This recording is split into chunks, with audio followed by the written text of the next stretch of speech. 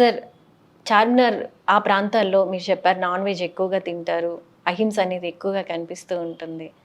So ఈ సందర్భంలో ఆ చార్మినార్ని మెయిన్గా ఎంచుకోవడంలో ఉద్దేశం ఏంటి? అంటే 3-4 ఇయర్స్ నుంచి జరుగుతుంది శాకాహార ర్యాలీ.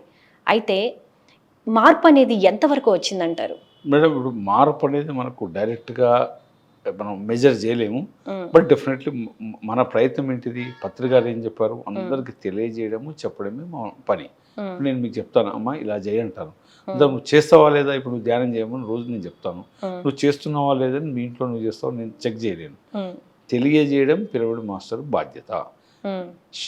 నాన్ వెజిటేరియన్ తోటి ఎన్ని అనర్థాలు ఉంటాయి, ఎంత పాపం చేస్తున్నావు చెప్పడం మన బాధ్యత. పాంప్లెట్ ద్వారా ఎన్లైటన్ చేస్తాం. వారు ఎంతమంది పాటిస్తారనేది మనం కౌంట్ చేయడం కష్టం. బట్ డెఫినెట్లీ మార్పు అయితే చాలా ఉంది. రాడికల్గా శాకాహారులు అవుతున్నారు, మార్పు మాత్రం గ్యారెంటీ ఉంది. ఓకే,